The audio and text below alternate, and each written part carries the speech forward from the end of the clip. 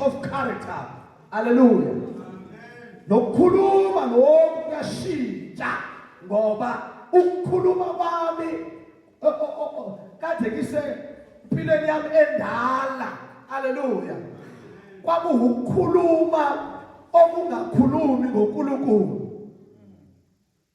Kodwa manje sengikhuluma ilanguage entsha, ilanguage enoNkulunkulu. Yingakho even my friends engangiphila nazo, engangihlala nazo, ngizwana nazo, sihamba indawo sonke, my friends are no longer belong to me if bengamuvi nami ukuze bahambe nami ngizophila nabo kule mpilo entsha. Kusho ukuthi angikwazi ukuhlala nama ne-friends zami, angisho ukuthi ngizonyane, ngizwe kahle. Hallelujah. Kodwa hayi impilo yami manje ngoba isishintshile, ayiseyona impilo ekade ngiyiphila nayo. Sengiphila impilo entsha. Into engayenza mina, it is to preach to my friends ukuthi beze ngala, ngoba if I continue ukuhlala nabo, they will preach to me ukuthi move mina to my new position and go back. Sikhona abathandekayo. Ngicela ukukhuthaza abathandekayo. If you want to keep your friends, make sure ukuthi you are preaching to them ukuze impilo yabo nabo ishintshe. But if yahluleka ukwenza lokho, phuma. Uma ngabuhluleka ukuthi wena ubashintshe bese kule stage wena okuso manje, phuma kubo. Ngoba definitely sure uba ngabuhluleka wena bona bazohlula.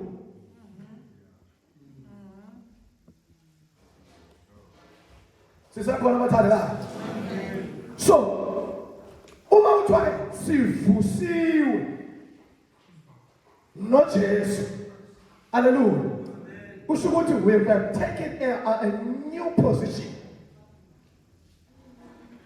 Sikhona abathandekayo. Umbhali obizwa ngo-1 Peter uJohn uthi uma ebhala, the new life, the power, the position demand that believers have a new set of value. Then we put that short. The new life also yona manje, the power that we received from God and the new position of yona manje demands that believers must have a new set of values. Sikhona abathandekayo. Ngoba uma ngabe usahleli ngakodwa uthi usindisiwe, your values will never change.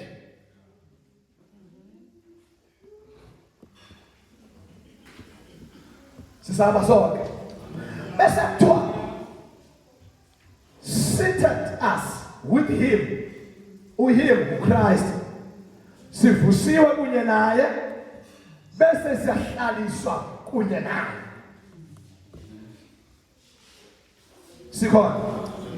Lokho kusho ukuthi believers are positioned spiritually in heaven. Abakholwayo impilo yabo yabamoya isishithile. Abasalawuleki kumoya obuswa ngobusa ukhathi, kodwa sebelawuleka kumoya ongcwele wasemazulwini ohlezi bona.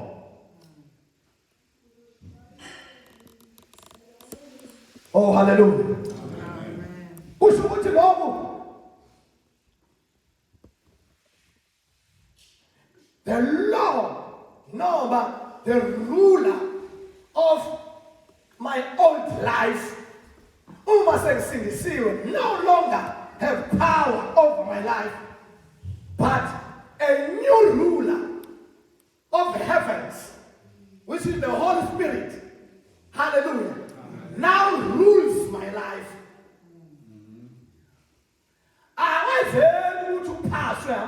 uphathe amakhosi amabili. Leyo nje ayenzeke nje. Ngoba ukuvumela lokho ukhona ezosala. Khona lo ozoyikhonza kakhulu eningayikhozi nje nto. Khona lo ozoyithanda eningayithandi nje nto. Khona lo ozoyenzela izinto eningayenzeli lutho. Ingalo kumele inkosi ekulwisha eyiwa.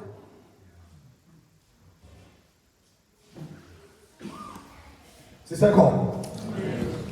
Ngicela sifundele la Philippians chapter 3 verse number 20.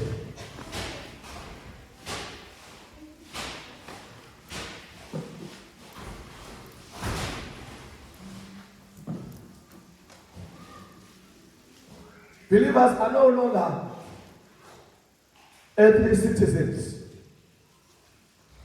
but believers are heavenly citizens.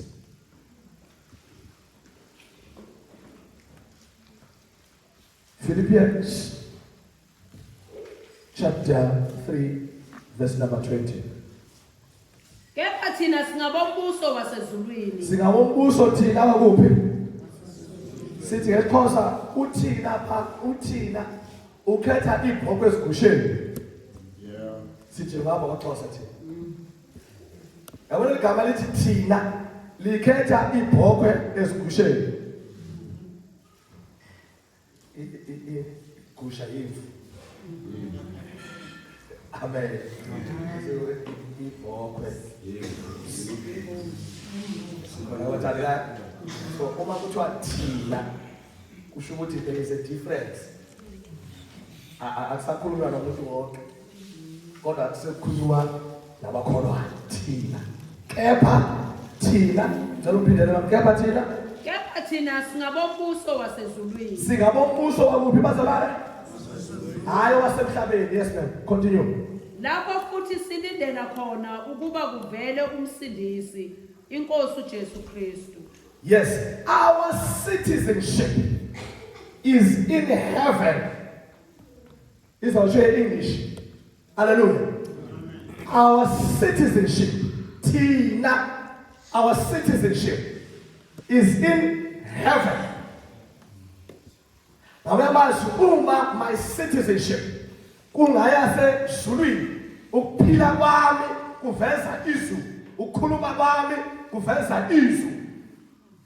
Ayengeza nazi isibonelo. Uma abofika lapho sibaxosha manje. Uma omunye wabo esenze waya eHome Affairs wayenza South African ID.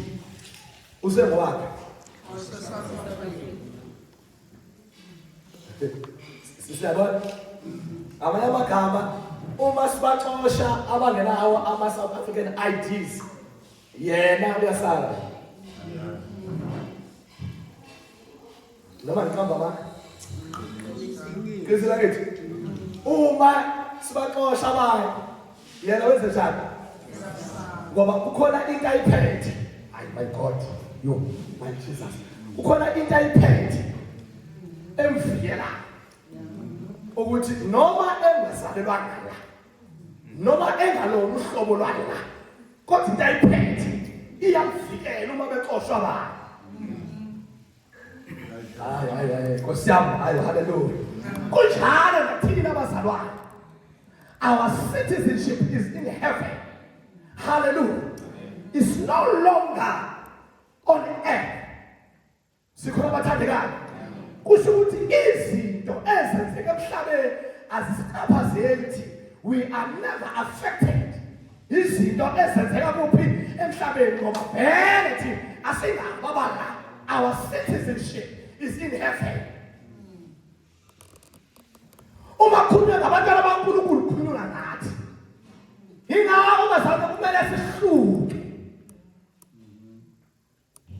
Even ukwenza kwethu abahluke.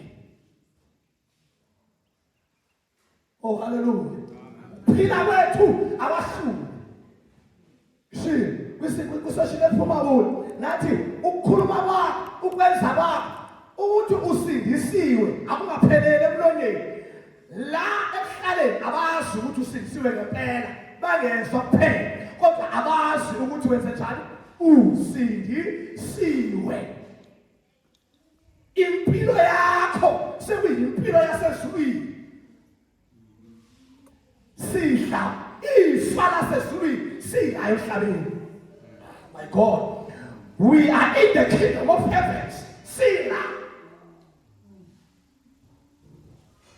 asisukuba kwi-kingdom yasezulwini uma sisezulwini cha sikala sibe kumbuso wakuphi wasemazulwini. So our citizenship, uma ukholwa, you are taking a new citizen, you are taking a new identity. Hallelujah. Uma ukholwa awusaphili ngokwendlela, uphila ngokwendlela yasemazulwini. Sithatha yaphi indlela yasemazulwini? Amen. Amen. Hallelujah. Uma ufuna ukwazi ukuphila kanjani emazulwini, osala. Hallelujah. Amen. Osala. Uma ufuna ukwazi ukuthi uphila kanjani emazulwini, uma ufuna ukwazi ukuthi uhlala kanjani emazulwini, osala. Uzothola.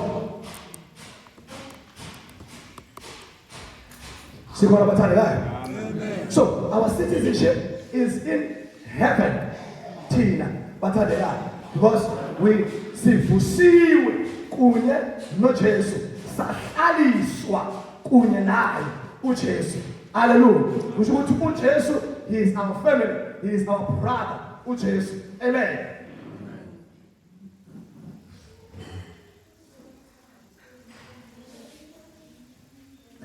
Verse number 7, let us put it in Ephesians.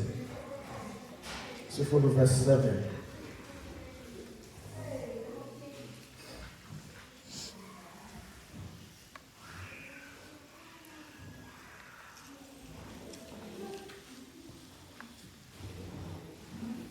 Verse number 7. Yes. Kuze kuthi ezikhathini ezizayo abonakalise ingcebo enkulu yomsa wakhe ngokubele kithina kuKristu Jesu. Ayibonakalise kwisikhathi esizayo ingcebo yomsa wakhe. Hallelujah. Express it in his kindness. Ngabani? NgoJesu. Shukuthi ingcebo kaNkulunkulu yomsa wakhe sibona kubani? kuJesu, sithola ngoJesu. Ukuthi naye wavuma ukuhla evele ezulwini, waza azi kahle ukuthi uma efika la uzomele ahlushwe, uzomele abetheke, uzomele afe. That is God's grace. Amen. Uzomele afe hayi ngoba enesono, kodwa kungabantu azobafela abenze ini isono, kodwa athi uIsaya uma ephala izono zethu zabelwa kuye, ihlazo lethu lambathiswa yena. Oh hallelujah. Umusa uNkulunkulu ke lo. Leli gama elithi kindness lisho ukuthi ukuthola into appropriate. That's number 1. Number 2, ukuthola into suitable.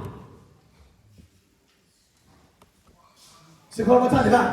Ngamanye amazwi uma uNkulunkulu esinikeza uJesu ukuthi azosifela, wasinikeza into appropriate. Number 2, wasinikeza uJesu osuitable.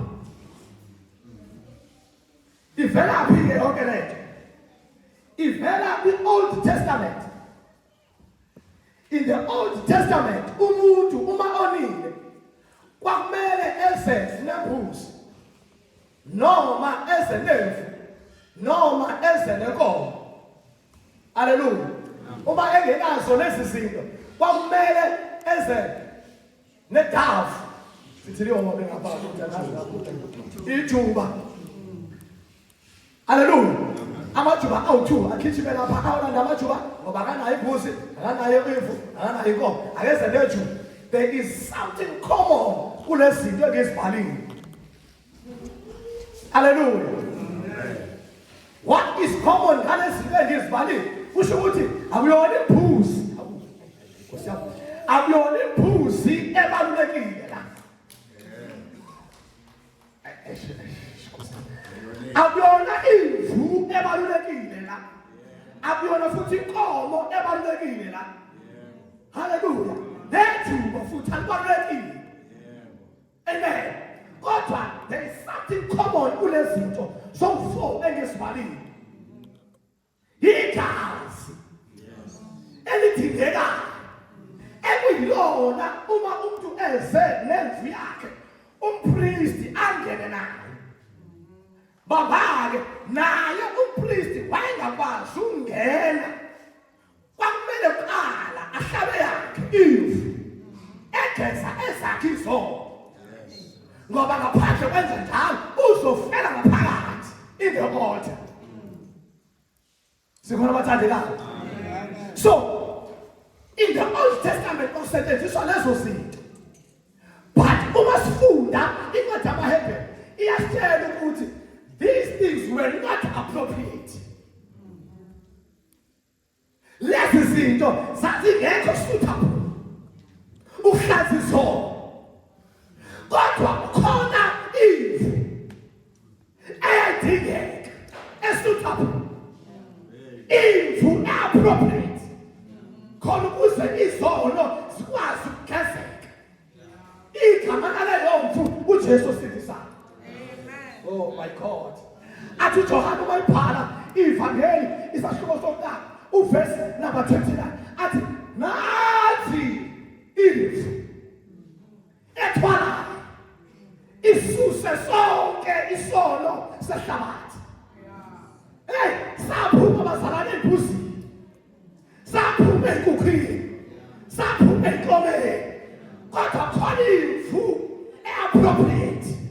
Ukhona imvu esanikezwayo esuitable. Igama layo uJesu. uJesu suitable for impilo yakho umuntu omusha. uJesu suitable for impilo yakho umuntu omdala khona la. Uthi uJesu for appropriate things and suitable things for your life.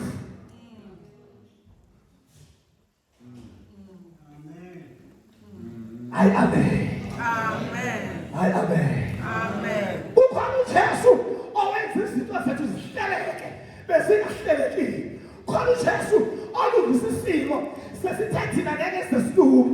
Ukhona uJesu othi uma ifike empilweni zethu impilo yethu ishintshe completely. Hallelujah. And eternally. Oh hallelujah. Cela ukameze uJesu namhlanje. Oh hallelujah. Ukhona uJesu othi mayibethelwa bazalwane impilo zethu zabuyela kwisimo ekumele sibe sona. Hallelujah. Amen. Ukhona uJesu wathandekayo who restored our lives ngoba besingabafiki kodwa wathi mayifika yena wakuphilisa. Imvu esuitable, imvu appropriate. Oh hallelujah. Usho ukuthi uma ngifumelele imvu izinto ezingekho appropriate ngiyaphuma kuzo. Ukukhuluma okungekho appropriate and suitable ngiyaphuma kuzo. Uma ngifika abanye abantu behleba befika abanye abazalwane behleba ngomuntu umzalwane mina ngiyaphuma lapho because that is not appropriate. Ayikho suitable leyo.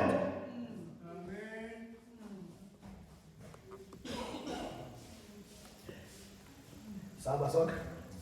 Amen. Ngasifunele Romans chapter 2 verse 4.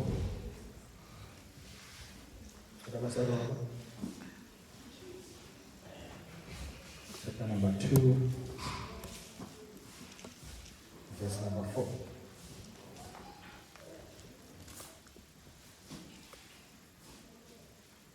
Verse 4. Kumbe uyayidelela yini ingcebo yobumnene neyokubekezela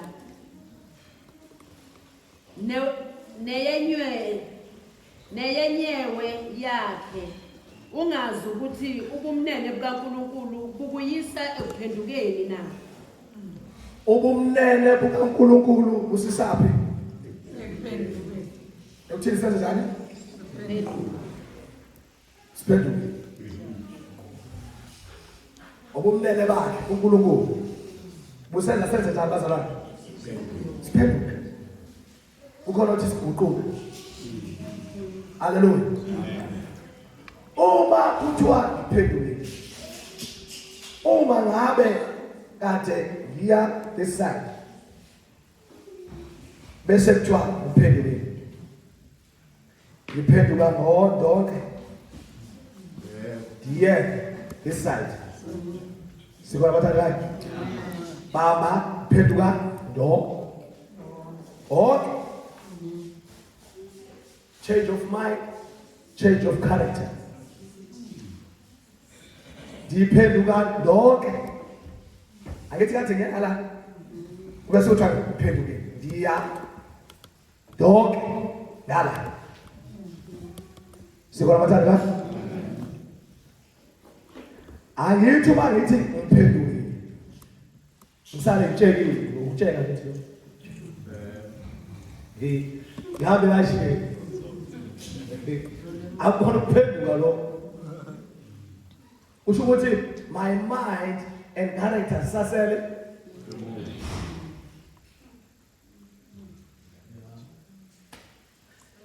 Yeah. Ingakho sinono masonto.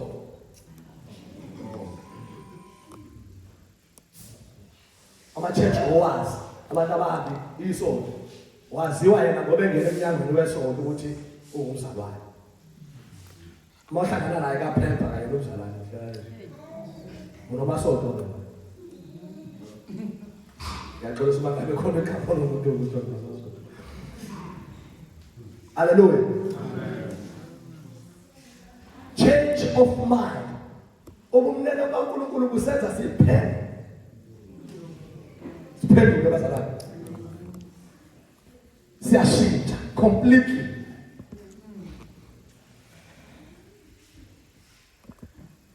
Ake ngathi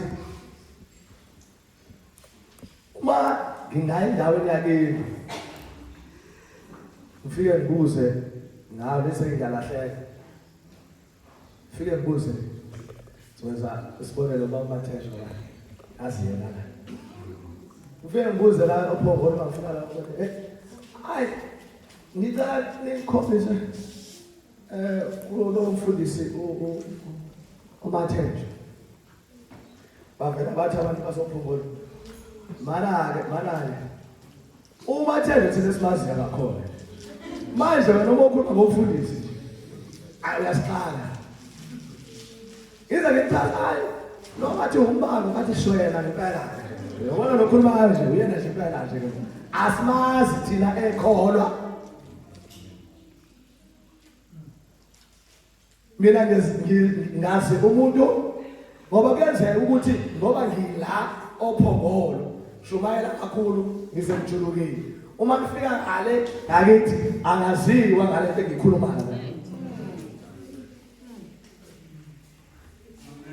Bakhona abantu abanjalo.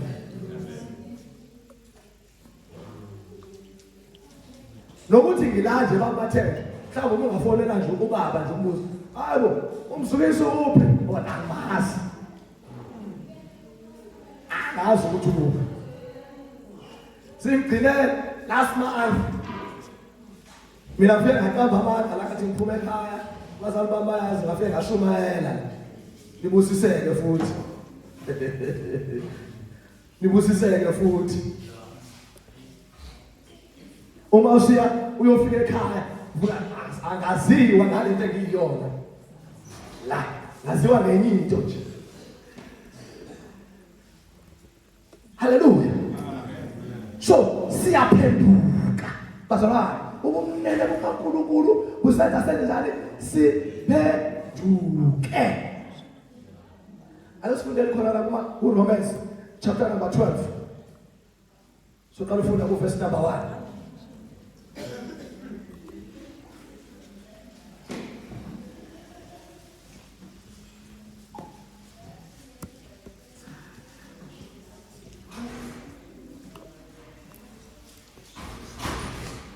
Romans chapter 12 verse number 1.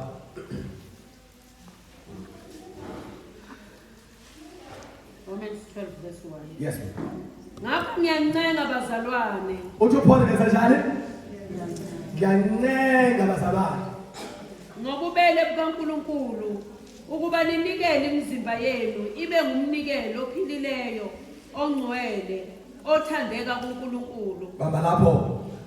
Ninikele ini imizimba. Kusho ukuthi ukuzinikela ukunikela ini umzimba. Nayo le it comes from the Old Testament. Ngoba leyo mvu oyilethile kumpriest lithi iBhayibheli yayiba ukudla komlilo. Imvu lelo lethile kusho ukuthi ayikho into edliwayo la ezodliwa umuntu, kodwa imvu mayiqeda ukuhlatshwa izofaka emlilweni yonke.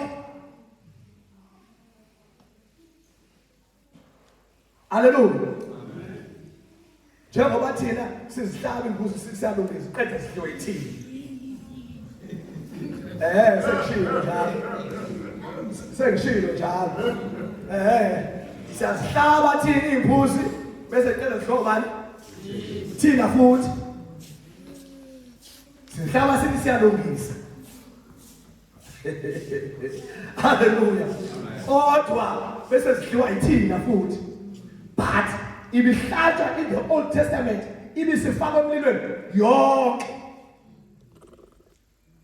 Lithi iBhayibheli ukudla leyo nyama yonke ukudla komlilo. Ayithi lento ihlatshelwa ngoba izohlanza izono zakho. Sikhona bathandekayo. Manje kumele ingene emlilweni yonke. Amen. So yingakho ke athi uPaul la ngiyancenga bazalwane ukuthi imizimba yenu, even your mind, even your heart, ayingabi khona iphathi ongayinikeli kuNkulunkulu, iphathi yomzimba wakho.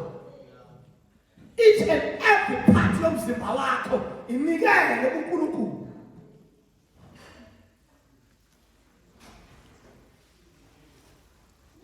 Ayibe umnikelo kanjani? Ophilileyo, number 1. Ongcwele, number 2. Othandeka kuNkulunkulu. Othandekayo, hayi kubantu, kodwa uthandeka kubani? kuNkulunkulu. Vele ke izwe ngeke lisithande ngoba sithatha imizimba yethu sayinikela kuNkulunkulu. So that umnikelo wethu kuNkulunkulu ube umnikelo othandekayo kuNkulunkulu. Hayi kubantu, asenzeni bantu la. Hayi bazothina abantu, bazothina abantu. Izothina ifamily yami. Hallelujah. Izolo bathi sixoxa la ngoba nabo ifamily kaMathesha. Bathi basixoxa la. Thina uma sikhuluma ngokuthi sasiphila ngendlela yeswe leyokuhlaba ini uma sikhuluma ngalo thina siyayazi thina. Basho kanjalo. Bathi ngoba yayiphila ekhaya straight. Sikhona bathandekayo. But mbathe uma bethatha uJesu kwimpilo yasekhaya ephilwa ngaphandle kaJesu, ithemba eliseyibhuzini. Hallelujah. Kodwa uma bethatha uJesu bazinikela umzimba wabo wonke.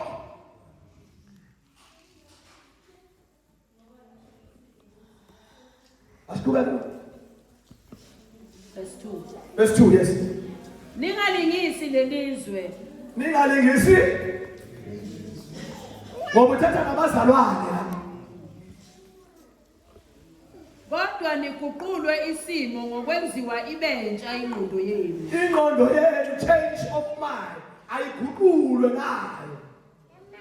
Ukuze nibe nokuhlolisisa okuyintando kaNkulunkulu. Ngoba ukwazi ukuhlolisisa intando kaNkulunkulu uyingqondo yakhe isesezweni. Okuhle nokuthandekayo nokupheleleyo. Izinto ezithandeka kuNkulunkulu ngekwazi ukuzihlolisisa uma ingqondo yakho isahlele ezweni. Ukuze ukwazi ukuhlolisisa okuthandwa uNkulunkulu, okufanele uNkulunkulu, ingqondo yakho ayinikele kuNkulunkulu. Verse 3. Ngokuba ngomusa enguphiweyo ngisho kulowo nalowo phakathi kwenu ukuthi angacabangi athi mkhulu kunalokho afanele ukukucabanga, kodwa acabange kube ngokuqonda njengalokho uNkulunkulu abele lowo nalowo isilinganiso sokhondo. Hallelujah. Angabe khona ozicabangela ukuthi kukhona kunomunye. Uma sikuJesu sonke siyalingana. Ngicela ukuphinda lokho. Uma sikuJesu sonke siyalingana. Hallelujah. Ngisho lokho baba oyena ngoba sekukhona amasonto la umfundiswa khona sephatha ngathi uNkulunkulu. Sikhona. Ngiyathanda futhi ngoba into enhle la baba wena la uhleli la ubaba umambe la ngemuva ngale. Siyabonga abahleli la. Wabanye amasonto umfundisi unesipho sakhe. Esingahlali umuntu nje. Le juice yakhe. Oma engena nje wethi i-God of orange. Ngena umfundisi. Akuyona lenkosi uNkulunkulu wala esontweni. uNkulunkulu wala esontweni. Uma engena nje umfundisi. That's the God of orange. Hallelujah. Akabi khona ngoba nale ikhundla ngosabele ngenye into nje. Nalama titles. Abona njana khona nalama titles nje bahona nje. Sake sathola inkinga kwenye indawo. Sikhonza nje amnandi. Kwafanele isikhathi sokuthi umfundisi umshumayeleze ngaphambili kanti ubabome o-invite ukuthi azoshumayela la ekhaya. Manje ke uMC uthi njengoba ubaba nje uthi la sicela inceku kaNkulunkulu eze ngaphambili. Uyabona? Wahlala phansi umshumayela. Akanyakaza nje. Sahlabela la sokuhlatshelelwa awona ayibo. Umfundisi wenze njani? Uma kuyiwa kuyena iAsha seliyazincenga liyena umfundisi asazi baba nokuthi awusanga kahle ubiziwe lapho ukuthi azoshumayela wathi ubaba cha akubizwanga mina awu bekumele kuzwe njani ke baba alisho ukuthi uPaul alisho ukuthi uPaul uPaul Matthew uprofessor, udoctor, Apostle Matthew. Wahamba ke iAsha la kuMC ukuthi umfundisi uthi awubizana. Ithi Apostle. Waxolisa ke uMC Nkosi yami asiyaxolisa. Siyaxolisa kakhulu. Sicela uMapostle Boli eze ngaphambili ezosinikeza izwi. Awasuka uPapostle ngempela.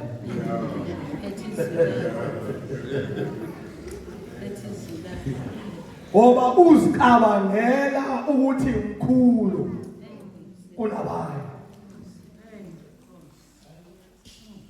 Kodwa abafundisi abakudimanda nje ukubizwa ukuthi umfundisi. Akudimandi. Vele yebo umfundisi siyavuma. But ikhona inkinga uma ngikubiza ukuthi ungumzalwane. Uma ungumfundisi.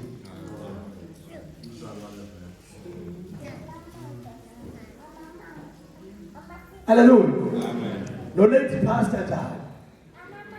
Lady pastor. Naye udinga eyakhe nje indawo nje. Uma ngashonge nje ukuthi mama umpostoli akanyakazi nje. Kumele uze ushiwe noma mhlawumbe ukuthi lady pastor. Imali ezonyakazayo. Ngoba uzibona manje i-title esinikeze yona. Yathatha indawo kaNkulunkulu enhlizweni yakhe. Kanti lona lithini iBhayibheli? Lithi siyinceku. We are servants. Sikhona bathandekayo. Leli gama elithi servant lisho ukuthi uyisigqila. Sikabani? SikaNkulunkulu.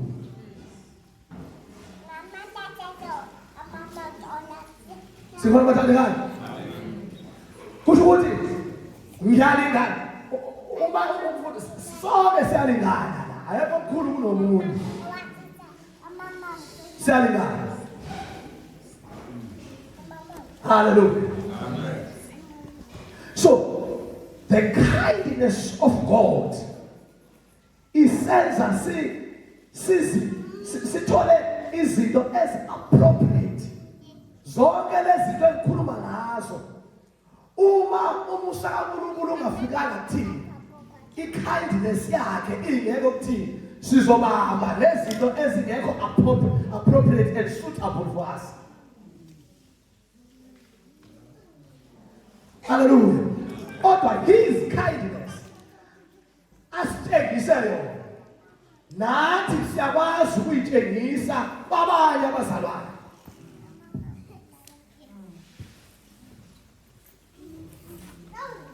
Amen. The appropriate expression of God's love to those who are spiritual dead is to give them life. Still P. The appropriate expression of God's love. Uthando lukaNkulunkulu olusilungele. Yilona lelokuthi njengoba sasifile ngenxa yephambeko zethu, yena asinikeze ukuphila. uNkulunkulu wasinikeza yini bazalwane? Ukuphila. Ngiyaphinda futhi. Wonke umuntu ongamfuni uNkulunkulu is a dead person. Fike lo muntu. Wonke umuntu ongasindisiwe sibuka the corpse. Ngapha ukuthi kumathenda sithi usisidumo esihambayo. Umkhaya wami uyanqala ngapha ngasho usisidumo esitheni esihambayo esiphila isidumo. Oh hallelujah. Ngicela sivale ngaleli verse Colossians chapter number 3 verse 1. Izokholela ke ngise-evangelical ebantwini bethu. Ingake kuthi inkulumo yami nje izoloku isikhombe ezwini. Hallelujah. Amen. Colossians chapter 3 verse 1. Ngakho umanavuswa kanye noKristu funani okwaphezulu lapho ekhona uKristu ehlezi ngakwesokunene sikaNkulunkulu. Ukuba navuswa ngoba abazalwane baseKolose babesebenenkinga yokuthi akusekhona nama false teachers angenile ebandleni ashumayelayo eKolose. Hallelujah. Now uPaul ke manje uma esebabhalela uyabona ukuthi kunenkinga kulabazalwane ayitholile ukuthi sebamkela izimfundiso zamanga la ebandleni. Hallelujah. Uthi ke manje akabavuselele abakhumbuzo bazalwane ukuba navuswa kunye nabani noKristu funani izinto zakuphi hayi ezaphansi. Oh hallelujah. Hayi ezaphansi ngisho naphansi kwamanzi noma phansi komhlaba, kodwa uma navuswa ngoba kune hesitation la kupholo yokuthi labantu basaphila impilo yabo yokuthi bavusiwe. Ingakho ethi uma sikhona bathandekayo, uma ethi uma uyahesitate ukuthi ngenxa yalezi mfundiso zabo manje sekungenzeka ukuthi labantu sebephila sebefile abasavusiwe kunye noKristu. Ingakho manje ethi uma navuswa ngempela kunye noKristu, impilo yenu yokufuna izinto zaphezulu hayi ezaphansi. Qhubeka. Nakani okwaphezulu ninganaki okusemhlabeni. Izinto esizinakayo thina esavuswa kunye noJesu izinto zaphezulu hayi izinto zasemhlabeni. We don't get involved bazalwane kwizinto zasezweni thina. Hayi masingabandakanye kuzo ngoba thina ezethu izinto zezaphi. Qhubeka. Ngokuba nafa ukuphila kwenu kufihliwe noKristu kuNkulunkulu. Ukuphila kwenu kufihliwe uKristu. Ngathi singayibona bazalwane lento ukuthi kahle the center of our lives is Jesus. Ngazibona lento. Hallelujah. Ukuthi the center of our lives is Jesus. Without Jesus we are nothing. Ngaphandle nje kukaJesu asilutho nje. Hallelujah. Ngoba njalo from Genesis to Revelation iBhayibheli lisikhomba kuJesu. Hallelujah. Ekumele simfune esenofumanele. Ngoba siyazi isikhathi sokuthi sithi simfuna singamtholi. Kodwa ngoba manje esafumaneka asimfune so that sizomthola. Hallelujah. Kubeka lo uzofika ku verse 3. Emfundeni kaBaba verse 3. Okay. Nxa ebonakalisa uKristu ngokuphila kwethu. Yes. Khona ke nani niyakubonakaliswa kanye naye ekukhazimuleni. Oh hallelujah. Uma uKristu ebonakalisa nani niyobonakaliswa kunye naye enkazimulweni. Hallelujah. Niyobonakaliswa kunye naye enkazimulweni. Lena inkazimulo eyakhe yathola uMose. Wayithola kanjani uMose lenkazimulo? Wayithola ngoba wayehleli noNkulunkulu. Ayitholakala inkazimulo kaNkulunkulu ungahlelanga kunye naye.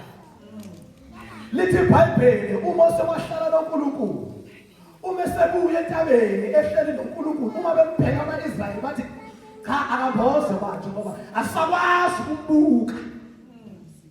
Ngenxa yenkazimulo kaNkulunkulu. Oh bazalwane, uNkulunkulu angasize asinikeze lenkazimulo sisekhona la. So that even abantu babesibheka babona inkazimulo kaNkulunkulu. Abantu babesibheka babona uNkulunkulu ngoba uma bezobona inkazimulo kaNkulunkulu kusho ukuthi babona uNkulunkulu. Ophila kuthina. Oh hallelujah.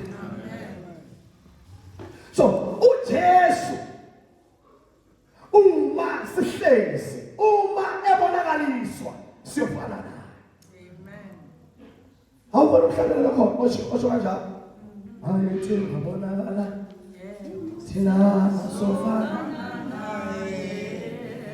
Ayithi ngabonakala. Oh thina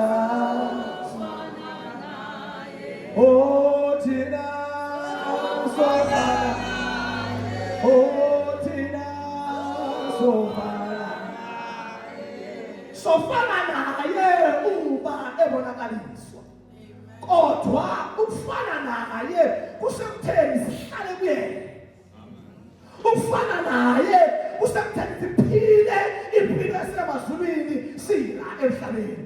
Ukufana naye kusekutheni nemicabango yethu icabange izinto zasezulwini.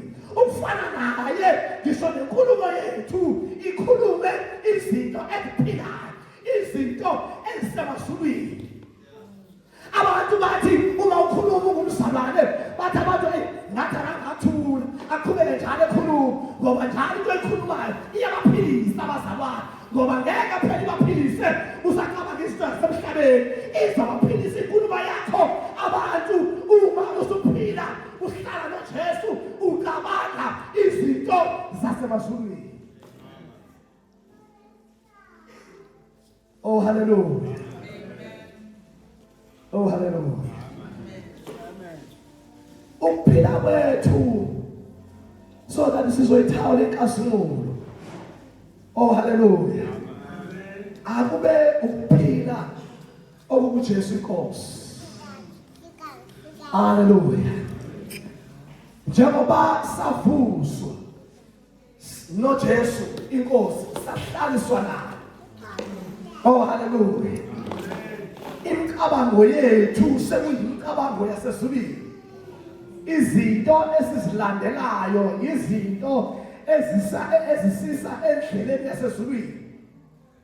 Izinto esisikhulumayo nezinto esizifakazayo. Izinto eziveza uNkulunkulu ohlezi thina nathi esihlezi kuyena. Ayisho kanjalo John. Hlalani kimi ukuze nami ubani okumele aqala hlala anzwana ithi ekumele siqale sihlala ukuze azohlala usho ukuthi akwazi ukuhlala mina ngingahlelanga uhlala ngoba ngihleli bazalwane. Oh hallelujah. Into esikuthi ahlala yingoba nami ngenza njani hleli kuyena. Hallelujah. Abesebona nje uhleli athi ngihlale mina. Hallelujah. Ahlala ungahlalanga kuyena. Into esikuthi ahlale nawe, alale nawe, adle nawe, ahambe nawe yingoba nawe uqale wahlala. Hallelujah. Ukuphila kwethu akuhlala ensindisweni esayithola ngenxa yomusa kaNkulunkulu and his kindness. Oh hallelujah. Elebandla lenyawo sizokhulela.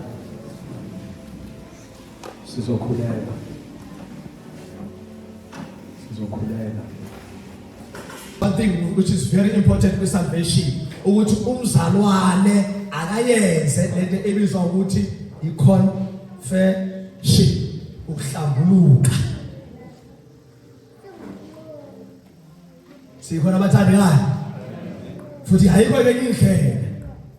Njengoba izwi ulizwe uNkulunkulu waletha umuntu wakutshela ngezwi kaNkulunkulu, same applies nakwi-confession.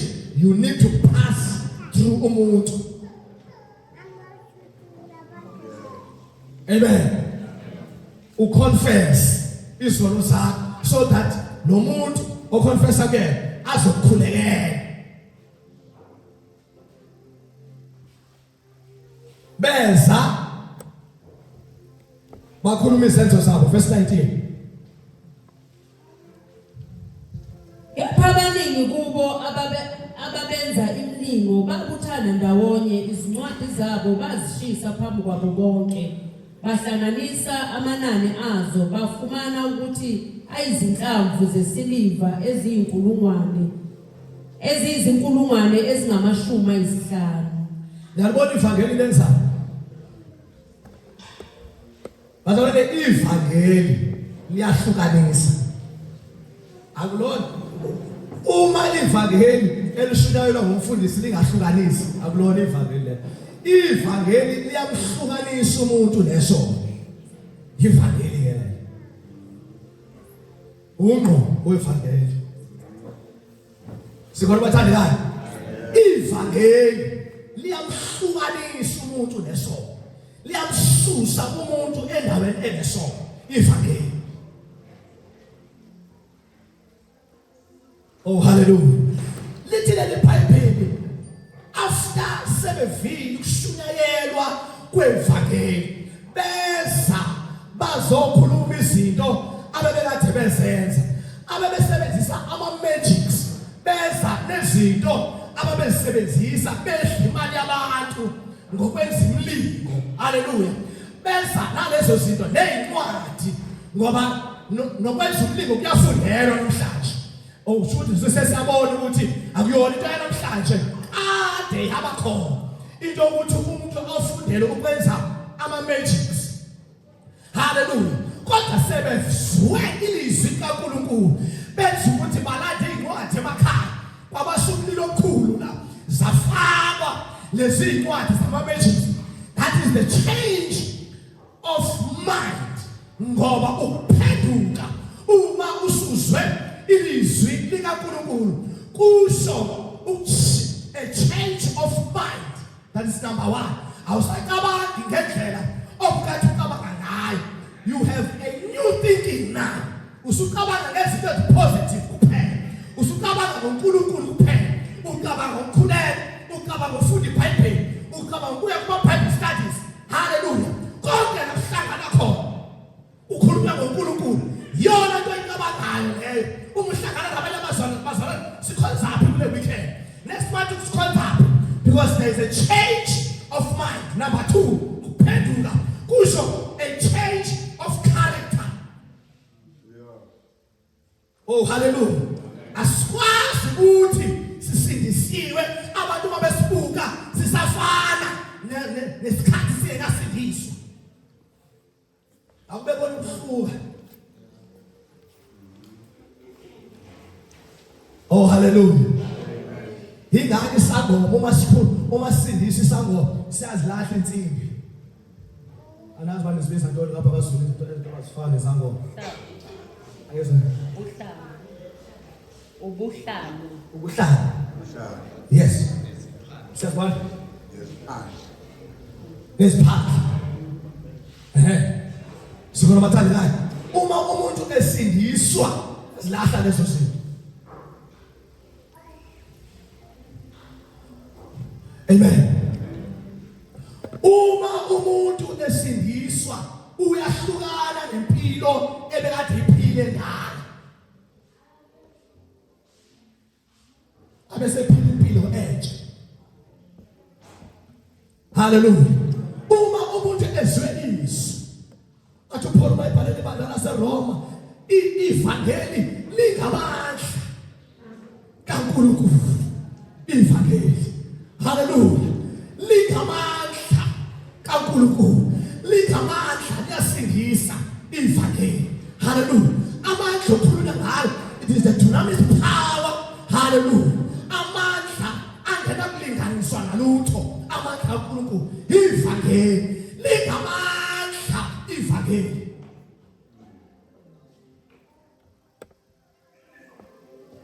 Uma sishumayela ivangeli, sishumayela ngani? Sishumayela ukuthi ukhona uJesu owazalwa ngendlela engajwayelekile.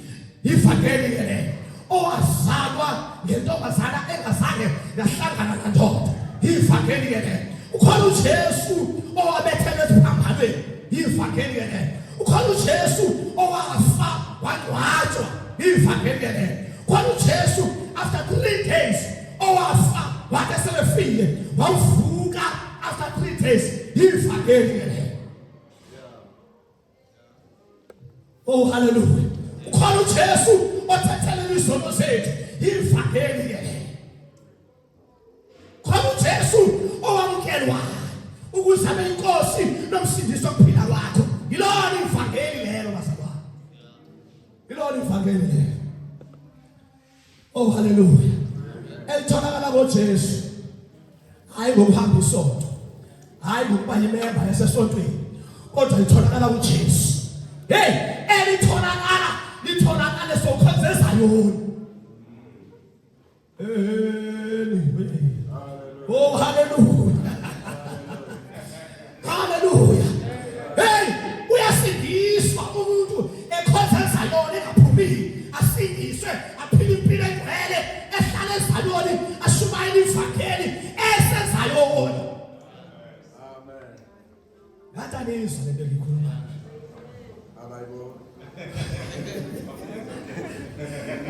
Hallelujah. Uyasindisa umuntu engakhonze faith mission, engakhonze Assemblies of God, engakhonze a full gospel, kodwa ekhonze eZayoni, kodwa asindiswe. Ayibambe insindiso. Athi angisuki la. Ngibonile ukhaya, angisuki la, ngihlezi la, angiyindawo la. Ngibonile ukhaya ukuthi ukukhanya kukuJesu. Akukho emachazini ethu, akukho ezikhaleni zethu, akukho ekhulwini lethu, kodwa ukukhanya kukuJesu, ukuphila kukuJesu, kuSizayoni.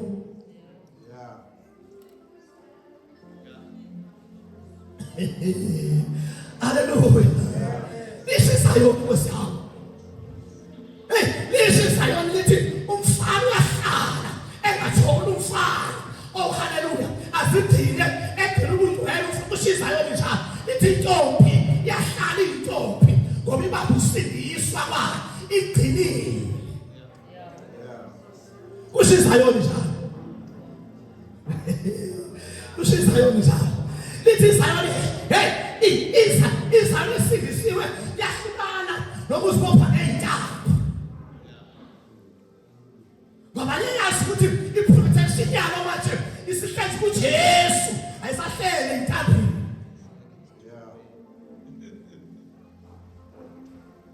kuSizayoni. Oh, hallelujah. Amen. Sisakhona abathandekayo. Hallelujah. uNkulunkulu asize abathandekayo sihlale kwi-salvation yethu singasuki. Oh, hallelujah. Siphile ukusindiswa kwethu. Ngishiniswa abazalwane ngathi phila ukusindiswa emsebenzini, phila ukusindiswa ekhaya, phila ukusindiswa emshadweni, phila ukusindiswa ekuhlaleni. Abantu abazi la ngaphandle ukuthi khona umuntu osindisiwe la emphakathini. Babona kuwena. Ngane yesikole. Esikoleni la ufunda khona akwaziyo ukuthi khona ingane la esikoleni esindisiwe.